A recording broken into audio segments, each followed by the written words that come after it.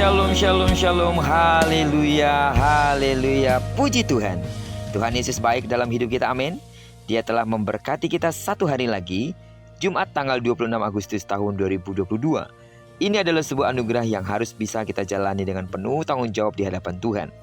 Dan percayalah, sama seperti Dia telah memberkati tidur malam kita, maka Dia juga akan pasti memelihara serta memberkati hidup kita di sepanjang hari ini.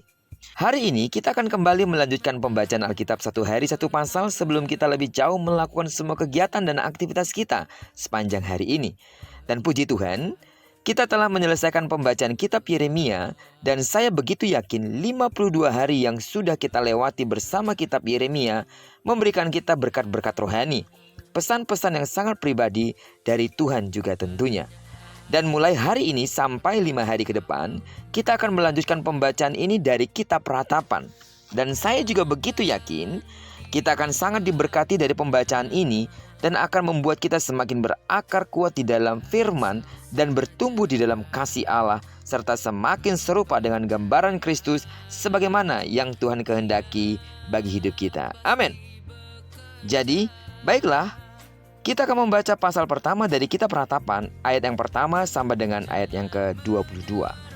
Judul renungan kita hari ini, tidak satu pun yang kekal di bumi ini. Sebagai pengantar renungan ini, saya akan coba bacakan untuk kita ayat yang pertama dengan judul perikop, Keruntuhan dan Kesunyian Yerusalem. Ah, betapa terpencilnya kota itu, yang dahulu ramai, laksana seorang jandalah ia, yang dahulu agung di antara bangsa-bangsa, yang dahulu ratu di antara kota-kota, sekarang menjadi jajahan. Hal yang pertama yang perlu kita ketahui dari kitab Ratapan ini adalah bahwa secara keseluruhan kitab Ratapan terdiri dari 5 syair. Isinya berupa ratapan atas jatuhnya Yerusalem ke tangan tentara Babel, kehancurannya, serta kisah masa pembuangan. Meskipun kitab ini pada umumnya bernuansa sedih, namun di dalamnya kita akan menemukan berbagai ungkapan kepercayaan kepada Allah. Ada harapan akan masa depan yang cerah. Sampai saat ini, syair-syair dalam kitab ini digunakan oleh orang-orang Yahudi dalam ibadah pada hari-hari khusus untuk berpuasa dan berkabung. Dalam ayat pertama sama dengan ayat yang ke-22, Yeremia melukiskan adanya kesunyian yang mencekam karena suasana duka. Kejayaan negeri yang dahulunya dikenal dan dihormati bangsa-bangsa hanya tinggal puing-puing penderitaan. Kelaparan dan kematian, kota Yerusalem dan bait Allah hancur.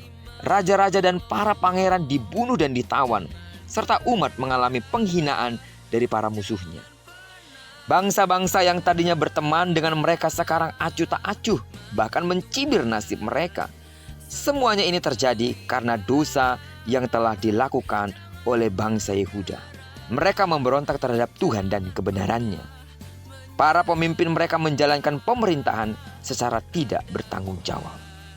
Dalam ratapannya, Yeremia sadar atas segala keluhannya. Ia berpaling kepada Tuhan dan menyatakan pengakuan dosanya di hadapan Tuhan.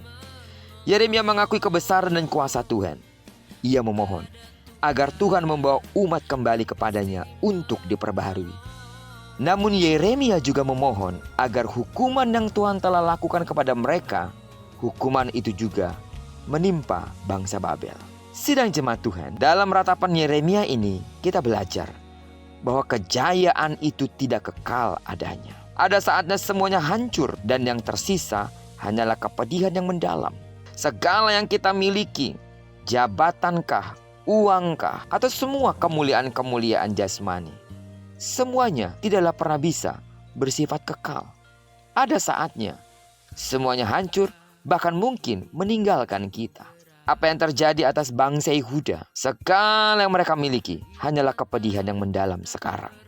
Dan hanya Tuhanlah yang kekal. Karena itu, marilah kita letakkan hidup kita dalam tangan Tuhan.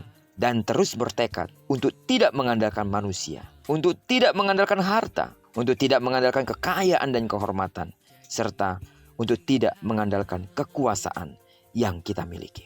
Hiduplah senantiasa dalam persekutuan yang intim dengan Tuhan dan berani membuka diri untuk terus dikoreksi oleh Tuhan. Amin. Tidak ada yang kekal di bumi ini. Bahkan segala kebahagiaan yang pernah diterima oleh Yehuda, perlakuan-perlakuan khusus yang diterima oleh bangsa Israel, karena mereka adalah umat pilihan. Tapi pada akhirnya dengan mata kepala mereka sendiri, semuanya itu terampas dari mereka. Dan Tuhan mengizinkan mereka pada situasi yang begitu sulit dan mencekam. Pesan ini datang kepada kita hari ini.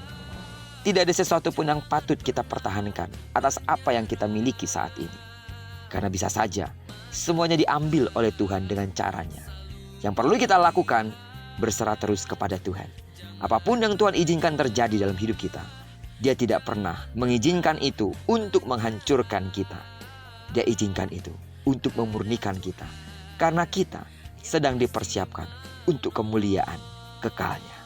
Terpujilah nama Tuhan. Diberkatilah kita sepanjang hari ini. Digenapi firman yang telah berjanji bahwa apa yang dikerjakan tangan kanan dan tangan kiri kita dibuatnya berhasil. Amin. Dan karena kita telah menyerahkan diri kita sepenuhnya ke dalam tangan Tuhan, percayalah kemanapun kaki kanan kaki kiri kita melangkah sepanjang hari ini, di sana kemuliaan Tuhan akan dinyatakan. Doaku terus bagi seluruh sidang jemaat Tuhan, kiranya kasih karunia Allah melimpahi hidupmu. Dan bagi sidang jemaat yang sakit secara fisik, dimanapun saudara berada saat ini, dengarkanlah, dalam nama Yesus, sembuhlah sesuai dengan takaran imanmu. Diberkatilah kita bersama dengan orang-orang yang kita kasihi, serta bersama dengan orang-orang yang kita cintai dimanapun mereka berada. Terpujilah nama Tuhan. Shalom.